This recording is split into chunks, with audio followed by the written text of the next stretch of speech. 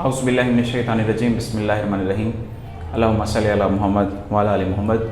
आज का जो हमारा टॉपिक है बेसिकली वो है यूजेस ऑफ आइसोटॉप्स और determination of relative atomic mass. Uses of isotopes पे जाने से पहले हम लोग थोड़ा सा इसको डिस्कस करते हैं कि हम जैसे हमने पढ़ा है कि जो आइसोटॉप्स होते हैं कार्बन के 3 आइसोटॉप्स हैं, कार्बन 612, कार्बन 613 एंड कार्बन 614। तो हमें कैसे पता चलेगा कि किस एलिमेंट को, किस आइसोटॉप को, 12 को, 13 को या 14 को, इनमें से कौन सा आइसोटॉप ऐसा है जो कि हम पीरियोडिक टेबल में रखेंगे। हमें पता है कि पीरियोडिक टेबल में कार्बन 12 ही पड़ा हुआ है, 13 और 14 नहीं है। वो क्यों नहीं है, उसकी क्या रीज़न है, उसको हम डिस्कस करने जा रहे हैं। तो जो हम जिस तरीके से, जिस मैथडोलॉजी से हम लोग निकालते हैं, अबंडेंस को निकालते हैं कि इन सब आइसोटॉप्स में से कौन सा आइसोटॉप सबसे ज़्यादा पाया जाता है, उसको हम बोलते हैं रिलेटिव एटॉमिक मास। अगर हम बात करें कार्बन की, कार्बन 612 जब कैलकुलेट किया गया तो पता चला कि ये 98% पाया जाता है, 98.8%।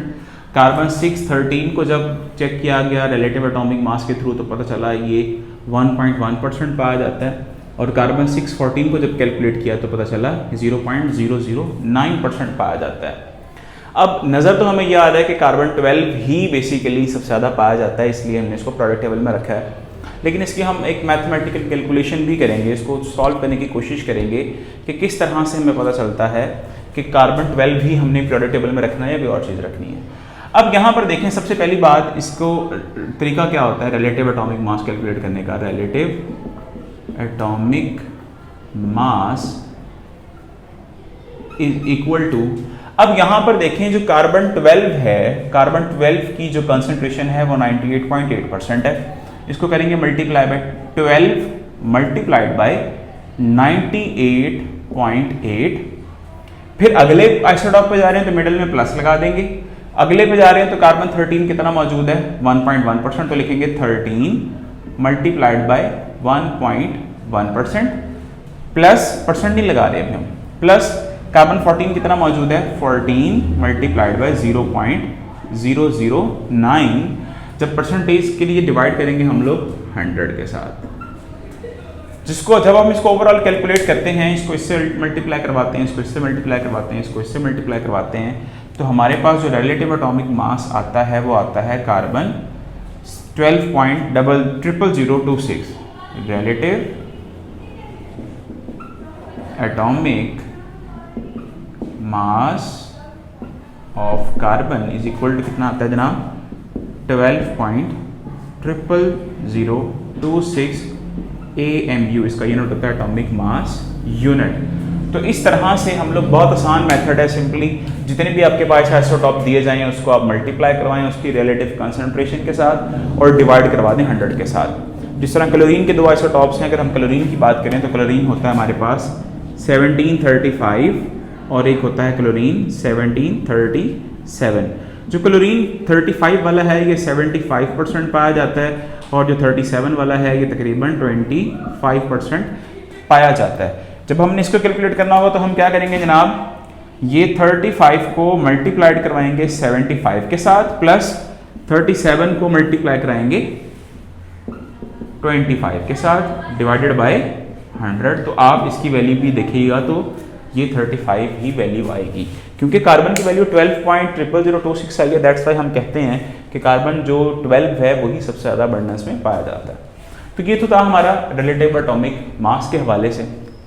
अगला हमारे पास है यूजेस ऑफ आइसोटॉप्स। आइसोटॉप्स का टॉपिक हमने लास्ट लेक्चर में पढ़ा था। अब हम पढ़ने जा रहे हैं कि आइसोटॉप्स कहाँ कहाँ पर इस्तेमाल होते हैं, इसके क्या क्या यूजेस हैं। सबसे पहले हम बात करें बेटा जी, सबसे ज़्यादा जो इनका इस्तेमाल है ये आपको मैं क्लियर कर दूं, आइसोटॉप्स का ज़्यादातर इस्तेमाल मेडिकल फील्ड में है। तो हम इसको मेडिकल फील्ड के कुछ इसके यूजेस पढ़ते हैं, मेडिकल फील्ड के अलावा भी पढ़ेंगे। जो आयोडीन 131 है ये एक आइसोटॉप है जो कि थायराइड के प्रॉब्लम्स को डिटेक्ट करने के लिए इस्तेमाल होता है।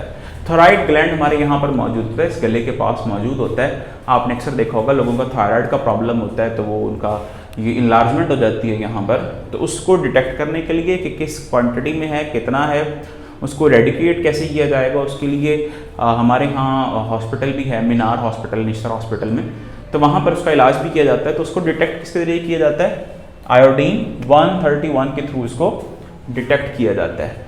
सेकंड हमारे पास है सोडियम 24, सोडियम 23 भी होता है, 24 भी होता है। ये बेसिकली क्या करता है, ये डिटेक्ट करता है कि लेट्स सपोज अगर आपकी हार्ट के अंदर, आपके सर्कुलेटरी सिस्टम के अंदर, कहीं वेन के अंदर, कहीं कैपिलरी के अंदर, कहीं आर्टरी के अंदर अगर कहीं पर ब्लॉकेज आ गई है, ब्लॉकेज की वजह से कंस्ट्रिक्शन हो जाती है, यानी कि जो आपकी जो वेन है, जो आर्टरी है, जो आपकी कैपिलरी है, वो कंस्ट्रिक्ट हो गई हैं, सिकुड़ गई हैं, तो उनको फाइंड आउट करने के लिए, उन कंस्ट्रिक्शंस को ढूंढने के लिए, और इसके साथ साथ अगर कोई ऑब्स्ट्रक्शन हो गई है आपके सर्कुलेटरी सिस्टम के अंदर, तो उसको ट्रेस किया जाता है थ्रू सोडियम 24। ये जो एंजियोप्लास्टी होती है, जहाँ पर चेक किया जाता है कि किस जगह पे बेसिकली ब्लॉकेज है, तो उसके अंदर यही वाली डाई के तौर पे हम इसको इस्तेमाल करते हैं। फिर हमारे पास एक और आइसोटॉप है आयोडीन 123। ये जो आयोडीन 123 है, ये एमआरआई वगैरह के अंदर, जहाँ पर हम ब्रेन इमेजिंग करते हैं, एमआरआई करवाई जाती है, या फिर उसके अलावा सीटी स्कैन वगैरह करवाया जाता है, ब्रेन की जहाँ पर इमेजेस ली जाती हैं, वहाँ पर हम इसको यूटिलाइज करते हैं आइसोटॉप्स को।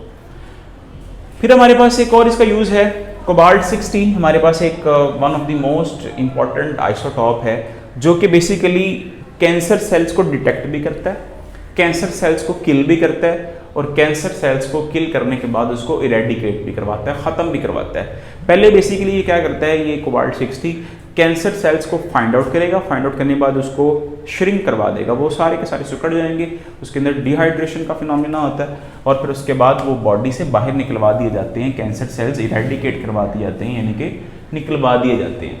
ये भी कौन करवाता है, ये कोबाल्ट 60 करवाता है। फिर हमारे पास कार्बन 14, ये भी बहुत इंपॉर्टेंट है हमारे पास। कार्बन 14 के बहुत सारे यूजेस हैं, पेपर में भी बार बार ये पूछा जाता है कि कार्बन 14 के क्या क्या यूजेस हैं।